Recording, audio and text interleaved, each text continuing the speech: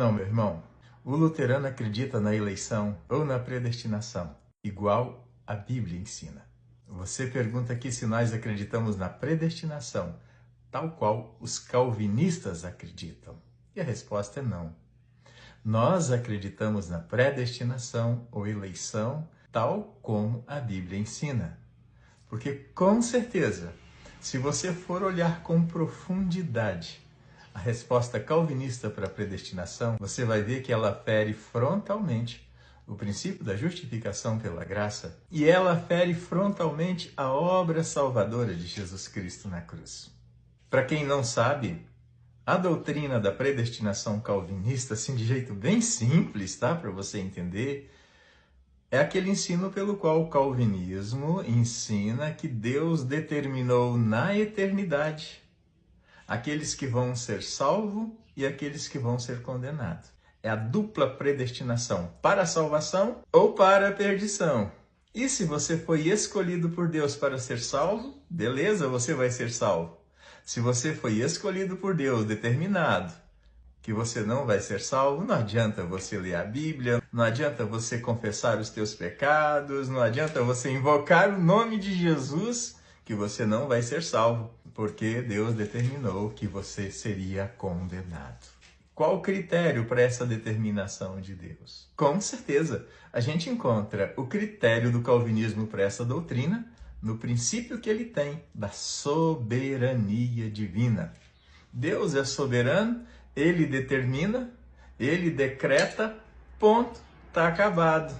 Não é esse princípio que o luteranismo tem para olhar a relação de Deus com nós.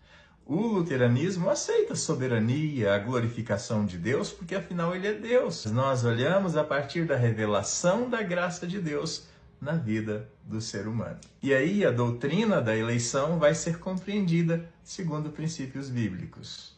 Eu vou deixar aqui para você o texto base, que é o mais importante para a gente compreender essa eleição de acordo com o luteranismo. Esse texto base está em Romanos capítulo 8, versículo, pode ser do 28 até o 30. Eu vou ler, enquanto eu leio, eu vou colocar o print do texto aqui para você acompanhar comigo, tá bom?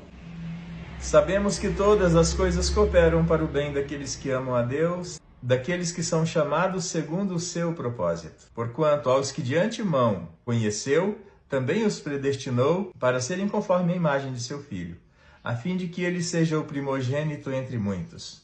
E aos que predestinou, a esses também chamou. E aos que chamou, a esses também justificou. E aos que justificou, a esses também glorificou. E ele continua no 31. Que diremos à vista dessas coisas? Se Deus é por nós, quem será contra nós?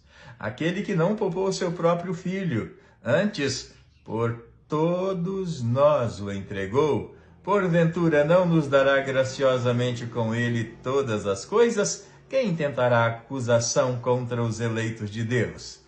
É Deus quem os justifica. Esse é o texto que nós temos como base da eleição.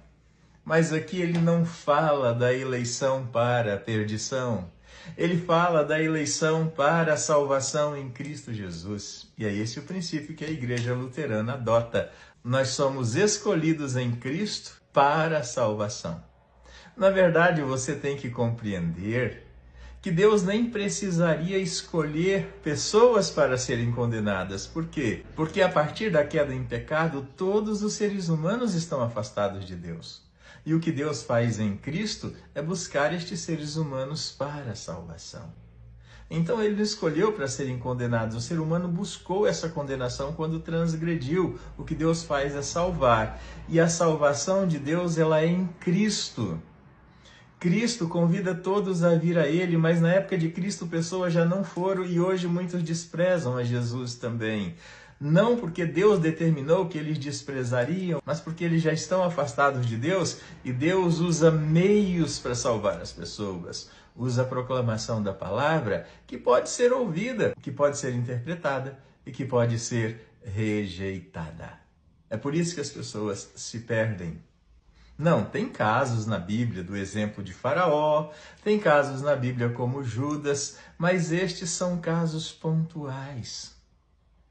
Eles não determinam a eleição da graça, pelo contrário, eles ressaltam como é triste e perigoso alguém ir se afastando da graça de Deus, até chegar um momento que o coração está tão duro que Deus fala, bom, é isso que ele quer, é isso que ele vai ter. Então, Deus o entrega aos sentimentos e desejos do seu próprio coração. Faraó foi tão ruim que Deus falou, então, eu vou usar você para poder fazer valer a minha graça para aqueles que me amam e que invocam o meu nome.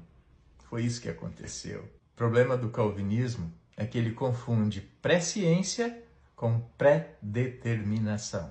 Deus sabe de tudo. Deus conhece os que serão salvos e os que não serão salvos. Mas isso é presciência. O fato de ele conhecer não significa que ele determinou. É um errinho muito básico que os grandes teólogos, realmente pensadores inteligentes, cometeram ao olhar para a Bíblia, a palavra de Deus. Mas ainda, por fim, você precisa entender uma coisa. O calvinismo, ele tem assim o seu assento principal em Calvino. Calvino foi um homem do direito, Calvino foi um homem dos decretos, Calvino foi um homem da lei, Calvino não era um teólogo do mosteiro como Lutero.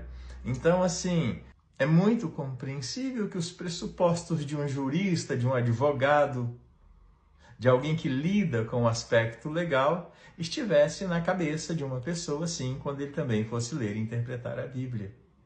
Faltou talvez o crivo, o pente fino da graça de Deus para compreender essa coisa maravilhosa que está registrada em João 3,16, de que Deus amou o mundo de um jeito tão grande e maravilhoso, e ele mandou Jesus para que todo aquele que nele crê não pereça, mas tenha a vida eterna.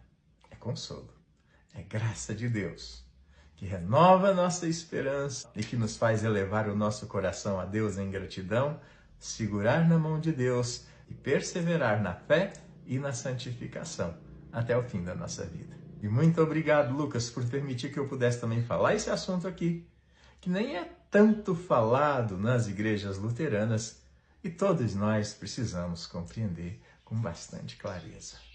Um abração.